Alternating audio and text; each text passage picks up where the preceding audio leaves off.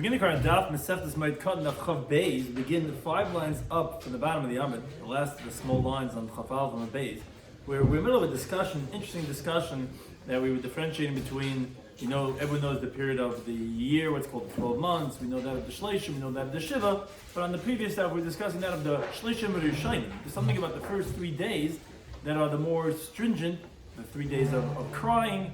That is what we're discussing, certain halachic parameters that are different between the first 3 days and after the first 3 days. Today's daf are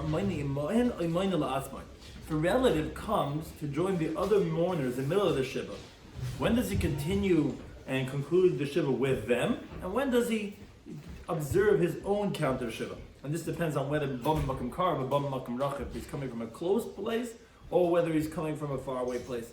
Most of this lists many distinctions in Avelis for Kalamis and Kulam, how one mourns over other relatives, how one mourns over one's own parents, including Matchamitasai, you rush the burial, the Maid Beiskai, whether you have to limit your business dealings, Chelik, whether you have to bare your shoulders through the torn garment, Mistaper, from when Kinikot is here, Nichnas Lebeis HaMishta regarding going to participating in the Simcha. Additionally, Kireya, we discussed many halachas regarding the tearing of the garment, including how much to tear, whether to tear all the garments he's wearing, where exactly to tear, whether he tears by hand or with a utensil, and whether he can later mend the garment. So we begin the Daf, Chavav on a base, 5 lines up from the bottom of the Yomit. Again, we're continuing the theme about regarding the first 3 days of the mourning. Talking about Linda Braisa. Avel, a mourner, Gimel Yama Harishainim. If he joins, he comes within the first 3 days of Shiva. So it depends. If Ba'al Makam Karv, if it comes from a close place, which place it brings from the Bahag, from the Lochas Gedolos, that's within 10 parsais. So he wasn't so far.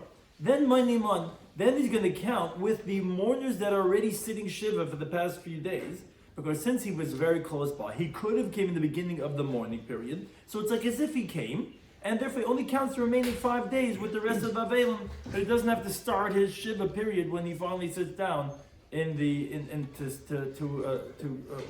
sit from mourning. Now, but if he came from a faraway place, then he has to count for himself a complete 7 days, and he's going to end later than the rest of the Avelim. Now, but if he comes after 3 days, then even if you're coming from a close place, it's already, you can't consider it as if you were part of their Shiva. You're going to have to count your own Shiva for yourself. That's the Tanakam. Shimon, he disagrees.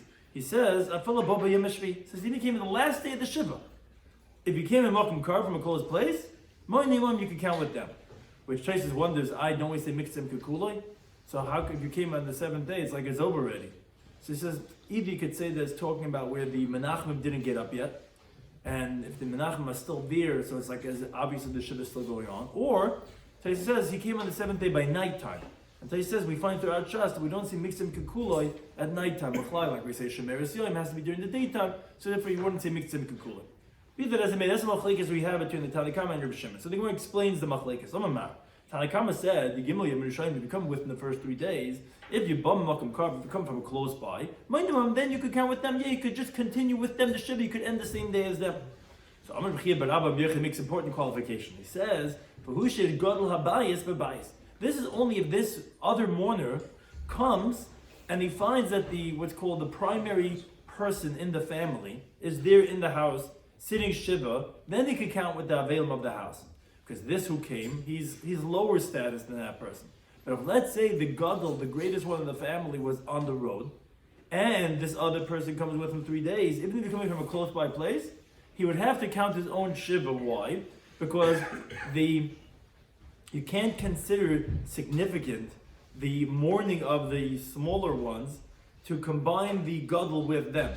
So therefore, the discussion Taisim and Rashi exactly who we're discussing, but if the Gadol HaBayis is not there in the Bayis, then we don't consider that as if he's bottled to them. And if he's not bottled to them, then he would not be able to continue with their mourning. And hence, the Gemara has the following question, So you tell me it's only if the Gadol HaBayis, if the main person in the family is there, then you could say that's the primary Avelis, and if the guys come from close by place, he's part of it. So the Getim Tabach Bezam Elef. So Halach Gadol HaBayis LeBeis. Let's say the Gadol HaBayis, the main person in the family, he went to the cemetery after the coffin to bury it. and he delayed 3 days over there. Mo, what's the halacha? Would we consider him as if he's in the house because he went for the tzrachim of the mace? So therefore, it's like as if he's already there, meaning it's not like he was away and he never came. He was there already. He just went for the tzrach of the mace. So he's like really part of all the other avelim. Would that be considered as if the gadol habayis is babayis, which like Tais explains? So the question is, do we say he counts his own count or no? Because maybe since he's busy with the Inyan Mames, when they heard, he heard, so he's going to count with them. Or maybe no, because ultimately he was away for those 3 days. So Gemara Tashma, let's come here and bring a raya. It says, even if the main one of the family went to the cemetery, he's going to count with them. Meaning, because really the avelis of the people who are sitting in the house, sitting shiva, their avelis already started the moment that they turned away from the mess. The avelis technically of the gadol is up until the Sasam HaGoyla, until the coffin, until the burial is over, until they have the last earth thrown on top. This other person who's coming within 3 days, if he came from Makom Karim, he will be considered as if he's part of the family, because it is as if the gadol habayis is over there, because he heard about it at the same time. He just went, he has to be busy with the tzrachim of the mess. He technically might have to go ahead and count from Yishas Sasma Gol, but we consider as if he's babayis already, and therefore the person who came Makom Karim will be able to continue and just count 5 more days with the rest of the Avelim. Now the Gemara says, is that really so that he could count with them? But the time when the Bryce said that if the gadol habayis went to the Beis HaKavaris, then he has to count for himself. This is more like Kasha, not difficult. Why? Again, the same differentiation between 3 days. This depends. If he came with him 3 days, he could count with them. This if he did not come with him 3 days. Rav said to the people of this place of Slafaini that the whoever comes with him the first 3 days, could count with you. Whoever does not come with him the first 3 days, they have to count for themselves. So that depends, and again, this discussion takes who we're discussing. Gadol habayis is the other person that's coming. But again, we see the same difference that if someone comes with him the first 3 days, and if the gadol habayis went to the Beis HaKvaris and he's not around, do we consider as if he's around? Even if we do, it would depend if the person's coming within the first 3 days or not. Rabbi said to the people of Mechayza, you who don't go after the coffin, in other words, someone that goes after the coffin, for him the avelis doesn't start until what's called stimas hagel. Stimas hagel is the closing of the coffin. Now, when they would take people to bury from Bavel to Eretz Yisrael to be buried, not all the relatives were able to go up to Eretz Yisrael. They would just escort the mess like a parasol or mill, and then they would go back. So this is the concept we were talking about, that those who don't go after the coffin, from the moment that you turn your face away from the outer gate of the city and its environs, which is where the cemeteries would be, and you're going back home, so then right away then is when you start counting your days of Avelis. So even though the mess is not buried until many days later, and even though the Avelis technically only starts when you have the Stimas Hagel, the closing of the coffin, but for you that you don't go, so then already the moment you turn your face away is already like for you for Stimas Hagel, and therefore that's this whole discussion that we're saying over here. Let's say when the Gadol went to the Beis HaKvaris, for him technically it's not going to start until Stimas Hagel. But for those who turned away, they go back home to sit Shiva. The moment they turn away, it's already starting to count. That's what we wanted to know regarding that other person that comes with him, that comes from a Makam Kav. So we said, if he comes with us in the first 3 days, then he can count with them because we consider that like as if the gadol habayis is there. But if not, then if it's after 3 days, then they cannot count with them. Now we said in the Brisa, the second opinion was Reb Shimon. He disagreed. He says, no, it's not like the Tanakh says that you have to come within the first 3 days. He says, even on day 7 in Makom Kav, the last day of Shiva, there's the El to the Kudiv comes, he finally makes it to the Shiva the last day. He can count with them and he can finish the Shiva with them. Now, the Gemara qualifies, he says, and this is similar to what we said from Taisus in the beginning, that this is if he comes in the 7th day in the morning by Shachris, and he finds that there's still some people that are consoling by these people in the house. If it's the Menachem and Madir, then Taisus says that we want to make some kikula. But if not, if it comes to the Zibit Tag, it's already over. We're done with the Shiva because make some kikula. But as long as there's some Menachem it's like it's not over. Now, Boy Ravon had the following question. Let's say Ninneru Lamed. Let's say they were already shaking to stand up. You know, when you're trying to hint that move the chair back and you want to stand up, but you didn't stand up yet. What's the halacha? So he will take a look. It's not clear the hagdara in that maisa of shaking your chair, moving to get up. Is that right? As if they got up already, so it's over? Or no? If the guy walks in right then and says, "Oh, there's still Menachem sitting," he sits down. They say Hamakim, and he's done. They finish with the shir with them. It's not clear what the halacha would be. Says Gemiri Chaver de Rabbi Bachia ben Rabbi. The colleagues, the friends of Rabbi Bachia, learned from Rabbi Uman, and who is the friend is Reb Zera. Rabbi some say the opposite. Chaver de Zera learned from Reb Zera. Uman, who's it? That's Rabbi Bachia bar Abba. Either one of these two Chaverim learned from the other one. That Omer B'Yechid said the following two rulings: Halacha Reb Shimon a little bit treifus, and Halacha Reb Shimon ba'avot. Halacha Reb Shimon regarding the laws of mortal defects of making an animal not kosher, and halacha Reb Shimon regarding the laws of moed.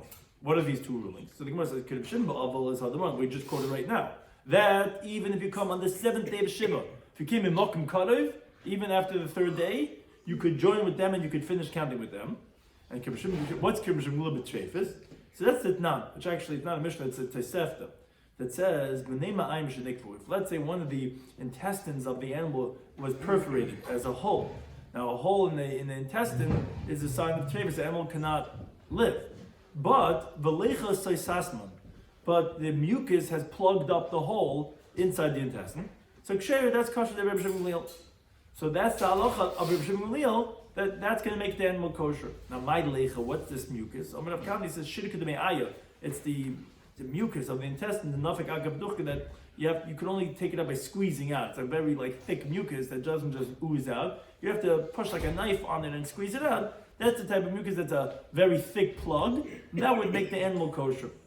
Now, Amamandhu, so there was someone, meaning whoever he was, Mamdu, whoever he was, said over there when he heard this teaching, he said, "Is kiva asik? May I merit that I go up to Eretz Yisrael, and that I could hear this teaching straight from the mouth of the master, for straight from Rabbi B'Rei himself, that he had said this teaching." So when he went up, he encountered him, and Amalei says, "Oh, Amamar, the master, you had said halacha Reb Shimon b'Treifus." Amalei says, "I know ein halacha." He says, "What do you mean? I said the halacha is not like him. That does not plug it up, and actually the animal is a treifa." Okay, so and what's with the other one? That obviously was incorrect, the version. What's with halacha Shimon regarding laws of mourning? Amalei says, "Plotin in it's machlekes." Did man like we learned Rav Chizam halacha, Rav Chiz's halacha is like Shimon, Rav Yechon halacha, and Rav Yechon is halacha like Shimon. But Rav Nachman he says ain't halacha not like Shimon, and then after the 3rd day is already too late. But the Gemara concludes in halacha like Shimon b'treifus. Yes, the halacha is not like Shimon b'treifus. It's not going to be kosher. But halacha like Shimon halacha would be like Shimon regarding the laws of mourning. That even if you come on the 7th day, you could join with them. Why? Because Shmuel says halacha kedibra meikol ba'avu. We always say the halacha is like the lenient opinion regarding the laws of mourning. And therefore, coming on day 7, that you don't have to count your own shiva, is the more lenient interpretation, and that's how we rule in general regarding the laws of moed. Now, a related brisa regarding the differences regarding that of the mourning as it relates to one's parents versus it relates to all other relatives. It says the brisa, "I'll call them kulam," regarding all the people that they have relatives who passed away. Samat chamitasa. It literally means that you push his bed, but you're quick to get it done. Let's go. Let's get the levaya over. Let's get him buried. Hariz Meshubach, that's praiseworthy. Allah Alima, but regarding one's father and mother, it isn't good. That's disgraceful. You don't want to rush to go and bury them. You want to give an appropriate, patient levaya.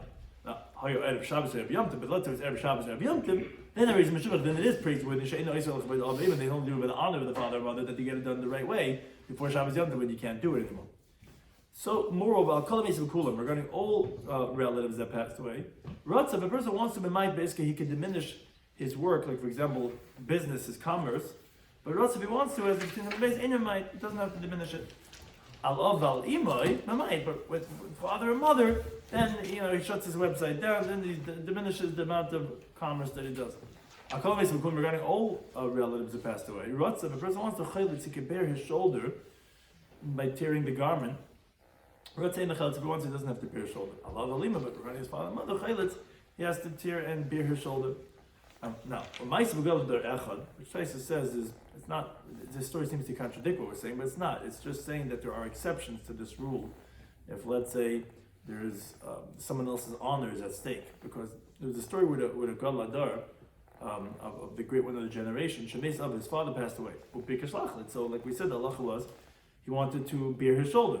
But there was another Galadar that was next to him that wanted to also have some empathy and tear his garment and bear his shoulder with him. So the mourner held back, and he didn't bear his shoulder because of the other Galadar that was with him, who also wanted to bear his shoulder, and he didn't feel it was appropriate for that Galadar, so he didn't bear his shoulder either. Now, Amar Baya says, who was the Galadar that was the mourner? It was Rabbi Yehuda Nasi. Who was the Galadar Shema? Who was the great one of the generation with him? It was Rabbi Yaakov Bar Acha. Those say the opposite. The Galadar was Rabbi Yaakov Bar Acha. The Galadar Shema that was with him that wanted to also empathize was Rabbi. So the Gemara says, wait a second. We understand according to the one that says that the Galadar that was with him, who was not the mourner, was Rabbi. So we could understand why the mourner, Rabbi Yaakov Bar Acha, that he didn't want to go ahead and bear his shoulder because he didn't feel it was appropriate for the Rebbe to have his shoulder bared when he's not really a mourner. But according to the one that says that the one that was with him was Rabbi Yaakov Bar Acha, and the Rebbe was the Aval. So why did Rebbe hold back and not bear his shoulder? But Rabbi Shimon Gamaliel, who was the father of Rabbi Yehuda Hanasi, his father was Nasi Hava. And everyone has to do bearing their shoulders when the Nasi, who's the leader of Jewish people, passes away. It's Makasha, not Tiyufta, but it's definitely a difficulty. Why would we say that he didn't bear his shoulder because of the other one? If anyways, he would have to because he's a Nasi. The Brisa continues and says other differences. I call some cool regarding old dead relatives. You can take a haircut after 30 days. But regarding father and mother, is is until the friends start getting upset at him, where his hair has already grown too long, which Taisa says that there's two requirements. One is that it's got to be long, and the second one is that the friends are like, we can't take you over here, you're disgusting, go away from here because your hair is way too long. Then he's allowed to go ahead and take a haircut. Moreover, Taisa says that if a Yom Tov comes, that's not a heter, it's only for days that have set times like 7 and 30, but here a haircut is not dependent on a set time, and therefore Yom Tov wouldn't stop that. And as long as you haven't come to a place where your hair is that long and your friends are like get upset at you, then you can't cut your haircut for one's parent. Moreover, another difference is regarding old dead relatives. You're allowed to go into a simcha, into a festive event after 30 days. But for one's parents, it's what's called the year. It's up until 12 months. Now, Amar Rabba B'chana, he qualifies this teaching that we learned in the Brisa that you could go into a simcha after 30 days for other relatives. That's la simchas mereyus. That's for a party that friends make with each other, and it's not really such a simcha. It's just for bringing. But a suda of a simcha, like a chasna, that you can't go even after the shleishim.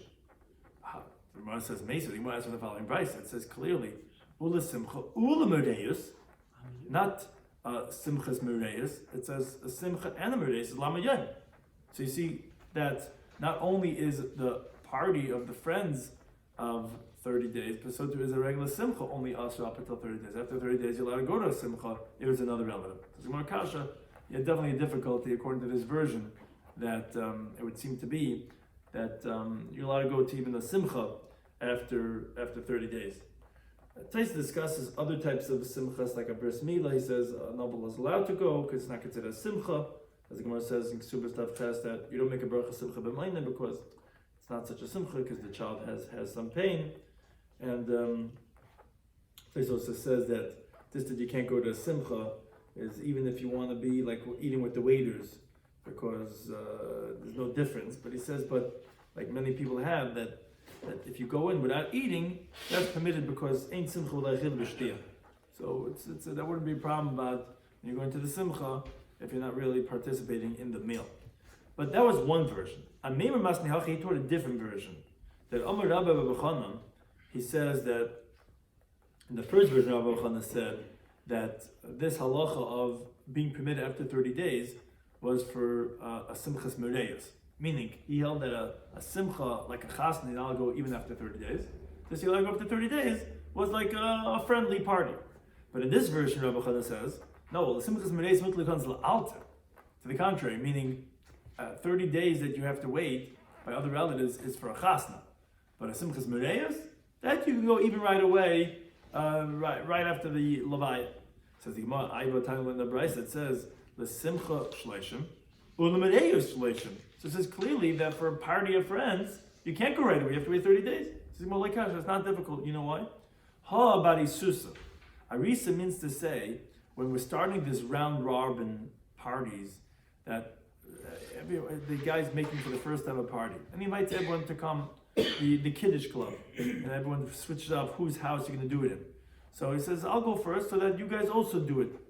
So that party cannot go in until after 30 days. But Haba put on Nusa.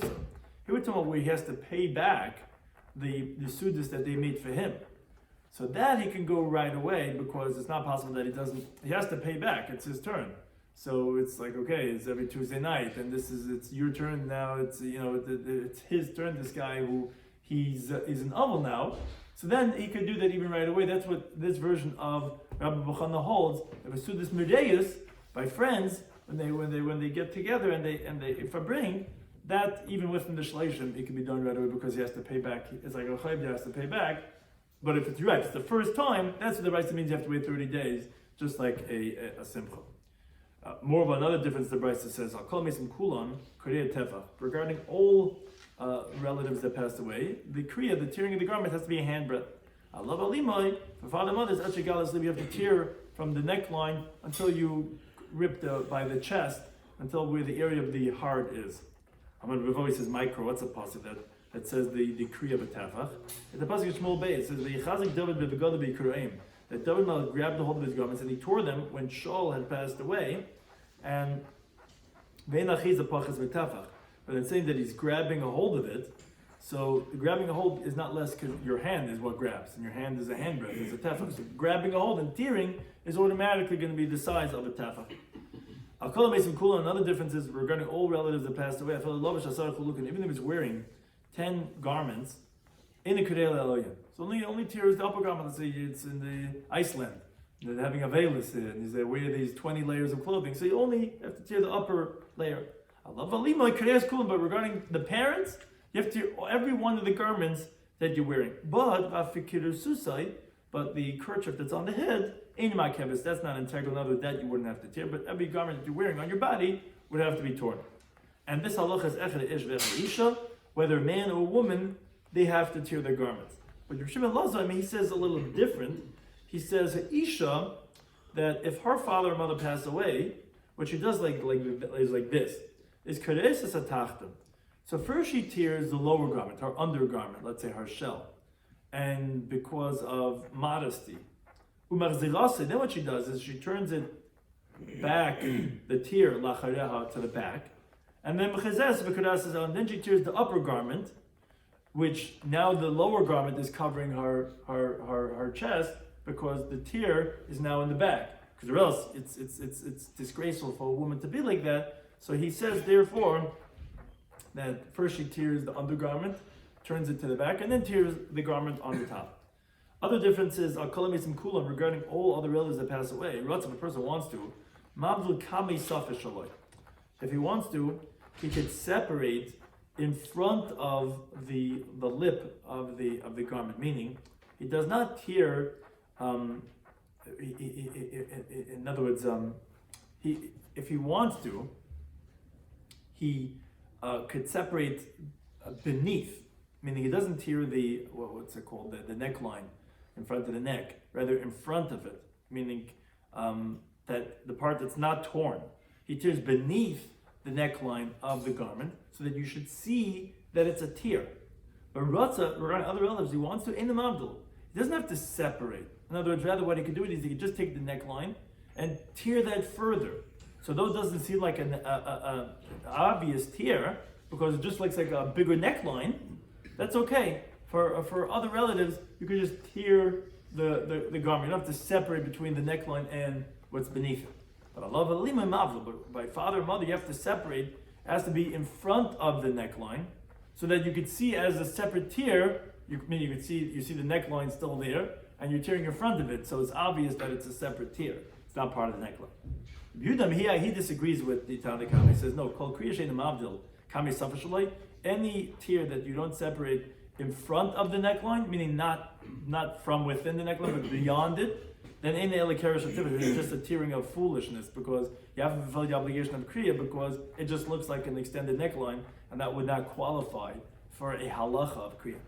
Amar Ravoy says, "My time Yehuda, what's the reason of Yehuda that he holds that kriya has to be a separate tear, and you can't just extend the neckline?"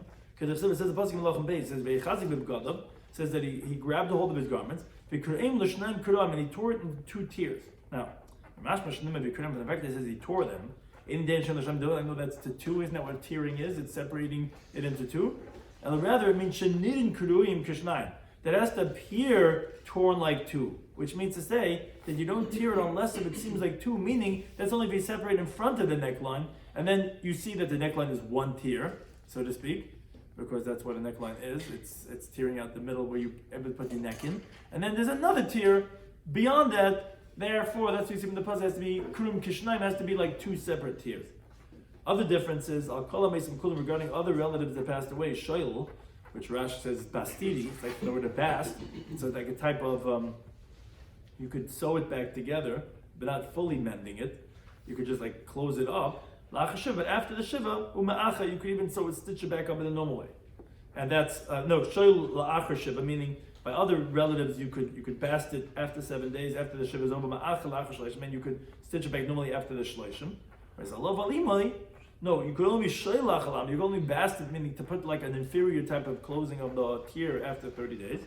You can't fix that garment ever. What you did a kriya in the full regular stitching to make it like back to normal. That if it was for the tearing of the kriya of one's parent. Now, whereas but a woman, she's allowed to bast it. Like you see the women, they take the safety pins and they have their garments by the tear where it is. That's shalalta. That's the halacha of bast, where you're not stitching up in the normal way. But because of the honor of the woman, it's disgraceful for her to have her shirt torn open like that. So they put the safety pins because of their dignity. Another difference, adding on to the halacha that we said over here, when Ravin came and said to Rabbi Yechon, regarding all other relatives that passed away, Rotza, if a person wants to kodei biyad, you could tear by hand. Rotza kodei b'kli, if you want to, you could do it with a tool like a knife, and the knife is a cleaner cut so that it doesn't just do this erratic tear and tear the garment. But regarding one's father and mother, it has to be done by hand. So even if you'll see by the levaya that they'll take a knife just to get your hand started, but then the rest has to be done by hand. Additionally, another difference, he says, regarding all other relatives that passed away, you could do it underneath your jacket, underneath your cloak. You don't have to tear it out there in outside in front of everyone for all to see. But regarding a father and mother, that has to be torn out in the open in public. And Rav Chizdi says the same thing is for the nasi, the leader of the Jewish people, that you have to tear it out in the open. So Gemara says, Meisvi, that really says, the Gemara from the following brisa. Brisa says, Lo Hushvu, we didn't equate one's teacher or the Abezin or the Nasi and all those that we learned in the Mishnah later on of Chavav and Aleph, that we compare them to the father and mother. That's That's only regarding that you're not allowed to fully stitch it up forever. But it's not compared to the father and mother that you have to tear it on the outside. For that it wasn't compared. Because for father you have to tear on the outside, but all the other ones you don't have to tear it on the outside. So it says the Gemara, isn't that even for the Nasi that we don't say that you have to do it on the outside? How can you say B'chen Nasi you have to tear on the outside? It says no, Labar Nasi. Meaning, yes, all those other ones, Rabbi and Bezdin, they don't have that halacha. But a Nasi would have that same halacha of having to tear it on the outside. And so too, we have the Gemara brings a story that the Siya Shachib, the Nasi passed away. Amalei Rav Chizl Rav Chanan Bar Rav says, Kefei Asisa, turn over the mortar, which is where they grind the spices, and stand on it. But come along, get up, the Ach Vikriya Alma, and show and illustrate the Kriya to everyone else, so that they see you when all the people when you're tearing. So you see that the Nasi, you have to do the Kriya Mibachutz. Now, a Chacham, when the sage who is in charge of the city, who they come to him for halachic rulings, when he passes away, Chaylitz, so people have to bear their miyamin, their shoulder from the right side, which always is chesed, which is what the nasi is. Bezdin, which is he's the Rav, is very black and white. He's he's mismal. He's from the left side. That's more of din. Al nasi, but the nasi who incorporates both of them is mikan and mikan. You have to go ahead and bear your shoulder from the right side and the left side. Additionally, the Braisa, Chacham Shemeis, the sage, the Rav of that city, when he passed away, so Beis Midrash batal. So his Beis Midrash stops. So those that would normally learn Torah from him, his Beis Midrash they stopped learning when he passed away. Av Bezin Shemeis, when the head of the courts died, so Kol Bata Midrash should be Ida. So all the Bata Midrashim in his city, they stopped their learning. And they go into shul. Mashanas become they switch their places. Yeshim Mitzafin, Yeshim Midam, those who normally sit in the north, sit in the south. Yeshim Midam, Yeshim Mitzafin, those who sit in the south, sit in the north. Now, Nasi Shemeis, when the leader of the Jewish people passed away, so Bata Midrash is cool, but all the Bata Midrashas and all the Jewish people, they stop their learning. But when they're Knesses, and the Knesses, basic Knesses, and the people from the shul go into the shul, as a Gitin Tabach Gimel V'al, the Koyin and Shiva, they lane 7 in the Sefer Torah, meaning they don't daven together in the shul. Rather, everyone davens in their house, but they just come in for laning. But Yitzin, and then they leave. Shubha Karchaim, he says, Lesha Yelcha V'yital B'shuk. It's not that, meaning as Rashi says, meaning the 7 is on if it's Shabbos. So you have 7 aliyahs if it's Shabbos, but they just come in for laning and then they leave. But davening that everyone's going to daven their own self in their house as mourners. Shubha Karchaim, he says, Lesha Yelcha V'yital B'shuk. Now this, that they would close down the yeshivas, it's not that people should go and start strolling in the marketplace. Rather they sit and they're silent, and they contemplate the loss that they had. That's the point. And you don't say over news and agadic teachings in the house of the mourner. That he would say over some oral teachings and agadic teachings in the base oval. It's just sitting and learning that's a problem, but to say over some different agadita, that's permitted to be done in the base oval. Thank you anytime.